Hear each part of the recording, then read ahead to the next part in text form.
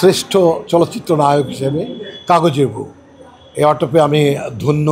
AI মুভিটা হলো AI তো সুপার রিয়েল, আপনার বাস্তবে যেটা করি এআই আরও সুন্দর করে। এআই মানে আর্টিফিশিয়াল ইন্টেলিজেন্স দিয়ে যে মুভিটা করা যাচ্ছে। আমার তারা আমার 3টা ছবি নিয়েছে লং, এ পাশে এটা, আর আমার সাথে একটা এগ্রিমেন্ট করেছে তারা মুভি বানাবে। আমার কোয়ার্টিস্টকে সব আমাকে জানাচ্ছে, তো তারা স্টার্ট করার আগে আমাকে বলতে না করেছে, তো আমি না পেরে লোভ সামলাতে পারিনি অফ দ্য রেকর্ড, বাট কোনো ডিরেক্টর নাম আমি ডিসক্লোজ করছি না। অভিনয় করলে শিল্পীদের মান কমে যাওয়ার সম্ভাবনা কি রয়েছে? কোনো পসিবিলিটি নাই। একটি শিল্পীর যা অরিজিন সেটাই এ বের করে নিয়ে আসবে, সেভাবে আমাকেই মনে হবে, বরং আমাকে আরও সুন্দর দেখানো যেতে পারে। এটা কতটুকু বাস্তবসম্মত এবং কতটুকু দর্শকপ্রিয়তা পেতে পারে সিনেমার ক্ষেত্রে? এটা সিনেমার ক্ষেত্রে পাবে এই জন্য যে এটা এত অল্প খরচে খুব বড় ক্যাম্পেনের মুভি বানানো যাবে এবং সুপার রিয়েল। এটার মধ্যে কখনোই মনে হবে না যে এটা রিয়েল আর্টিস্ট না, এটা মনে হবে।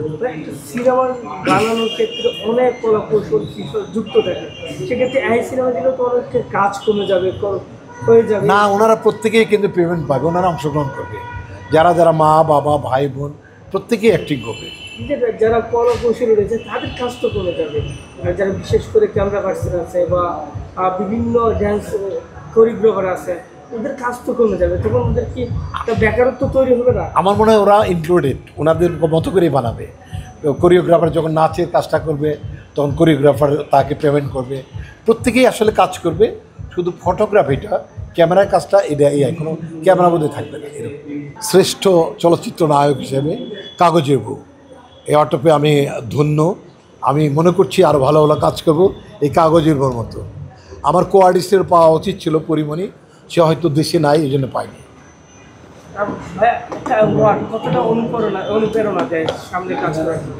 খুব কমিটমেন্ট তৈরি করে, হাতে নিয়েই মনে হচ্ছে যে আরেকটা কাগজের বউর মতো অভিনয় করব, যেখানে আরেকটা অর্থ। সিনেমাগুলো দেখা হয়েছে কিনা? অনেকটা দেখেছি। সাকিবের যে সিনেমাটা পাইরেসি হয়ে গেছে, এটা নিয়ে আলোচনা হচ্ছে, আসলে এই বিষয়ে আপনাদের চলচ্চিত্রের সঙ্গে কি কোনো পদক্ষেপ নিয়েছেন কিনা বা বিবৃতি দিয়েছে কিনা? বা আমাদের কাছে আমরা শুধু অনলাইনে দেখেছি, সামাজিক মাধ্যমে দেখেছি, বাট আমাদের একদম লিখিত আসে নাই, কোনো কমপ্লেন আসে নাই।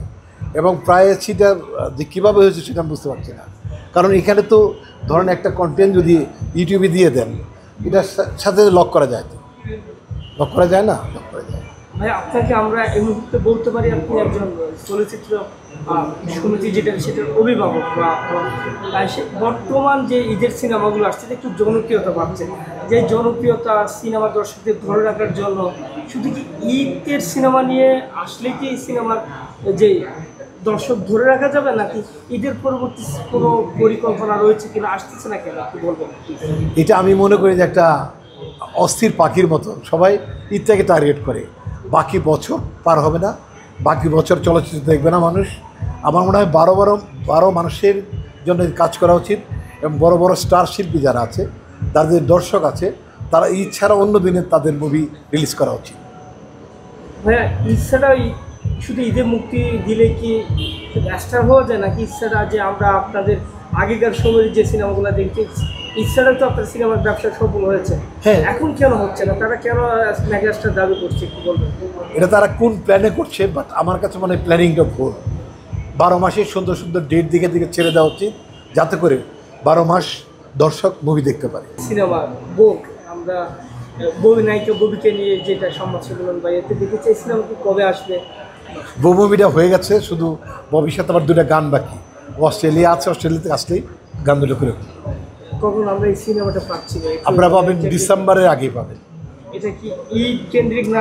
না, আমরা আমরা ঈদ লাগবে না আমাদের কাছে। আমার কাছে মনে হচ্ছে যে আমাদের মুভি, আমাদের দর্শক আল্লাহর মধ্যে দেখবে।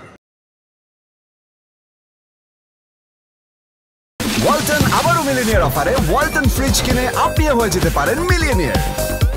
মিলিনিয়ার ছড়াছড়ি দেশ জুড়ে, এটা শুধু ওয়ালটনই পারে।